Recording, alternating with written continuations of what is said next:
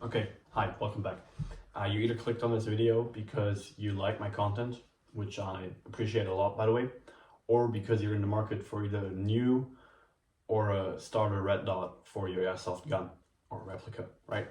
And today I will discuss if the red dot that I have is, or that I'm currently using, is the best red dot for airsoft for its price. And we're talking about the Foccuhunter, whatever you want to call them, Reflex red dot.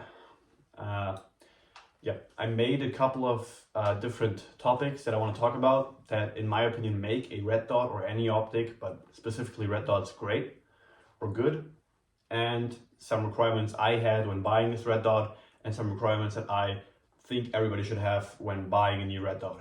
Okay, first off, before we get started, I'm gonna replace this silly little PVS 31 dummy with my camera, so I can also film a POV of when I shoot, because I'm gonna try to switch up my style when making videos from just me standing here and talking to you to also showing you some videos and stuff to trigger your dopamine, because the average attention span nowadays is really short.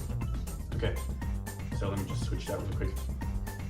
Okay, so switch to my camera, as you can see, and now I will go over briefly mention the topics that I'm going to talk about in this video. These are my priorities, the most important one on top, and the rest, goes down, right? So on top we have glass quality, because what do you want to do with a red dot, right? You're gonna look through it.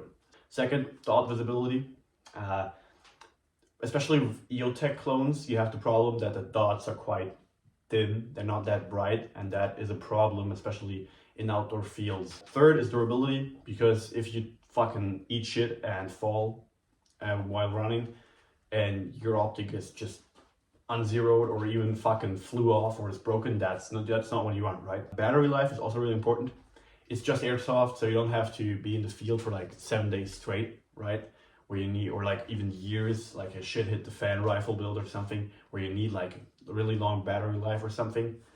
But you also don't want to have to replace your battery like once a month or something. Fifth point is ease of use.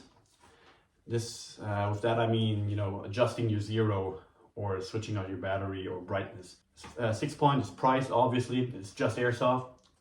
So as I mentioned in the title, this optic is under 100 bucks. And compatibility is my last real point. Okay, don't be scared, you're gonna hear me like this for the rest of the video. The glass quality is great. It has a slight blue tint, but it's barely noticeable, especially if you have both eyes open. So all in all, it's pretty good, and I cannot complain there. Here is a, outside view of the tint of the optic. From outside, it's kind of reddish, but as I said before, you do not notice the tint if you look through the optic, especially with both eyes open and fixated on the target. Okay, the next topic on the list is dot brightness. Quick disclaimer, the dot is way brighter in real life than it is in this video, sadly, but that is just because of my camera. In total, there are 11 different brightness settings, one being the lowest, obviously, and 11 being the brightest. You can adjust the brightness by turning the wheel that is shown here. I like this kind of wheel spin design more than the traditional up and down button design, because that way you don't have to mash through a couple of buttons to get to the brightness setting that you want. Okay, the next topic is durability. I want to get this over with quick. So the red dot itself has an aluminium body, really sturdy. The zeroing and brightness wheels are also quite sturdy. Same goes with the battery compartment. And the riser that the optic originally came with is also rock solid, so no complaints on that topic. Okay, while we're at the battery compartment, let's get battery life out of the way really quick. Solid battery life. Mine has been running for more than 2 months now, and I use the CR126 32 batteries, as is advised in the description of the product. Okay, we are making our way through the different topics. Now we're at ease of use. As you can see, the battery compartment is accessed by using a coin or something to open the battery compartment. This is pretty easy and also quite practical. If you want to re-zero your dot, you could just screw off these caps. The little buttons on top go inside of the actual turning knob or wheel, and you can just zero it from there. It's pretty foolproof, and I like the design since you don't need another hex key or something to zero your optic. Okay, so from what you've heard right now, the Foccuhunter is doing quite well, according to our criteria. Now we'll go to the next topic, which is price. As I said earlier, it costs 70 bucks. Are there cheaper options? Yes. Do they have the same look, which is I think it's the Aimpoint T2 replica? Do they have the Aimpoint T2 vibe? No. Do they have the same feature set? Do they have the same brightness, quality? No.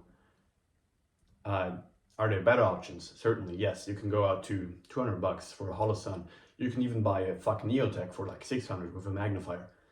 But for a Red Dot under 100 bucks for Airsoft, with a realistic look, this is really, in my opinion, especially the greatest optic for this price. The only downside that I have is the compatibility, because the holes in the back side of the optic are a little bit more further back than they are in an original Unity riser or like a Romeo optic. But considering that I have only 2 screws in the front screwed in, and it still holds the weight of the rifle just fine, you could say that even that point is negligible. Okay, another plus point that we have here are these little flip down caps that the optic comes with. This is great for lens protection, since you don't have to buy another lens protector to mount in front of your optic. And also, especially in CQB maps, you can also protect your back side of the optic, because on the last time I played, on the last game of the day, my teammate got his lens shot out by a BB, even though he had a lens protector in the front of his optic. But because he got shot from the back, BB hit his lens from the back side, and now he has to buy a new optic. So using the back flip-up cap is especially advised in CQB maps. Okay, I now covered all the topics that I named earlier, so this is the video, that's it. I have nothing else to say, except thank you for watching and spending your time and giving me your eyes for about not even 10 minutes. Yeah, I will just let you watch the rest of this B-roll, and until we see each other next time, yeah, Larp.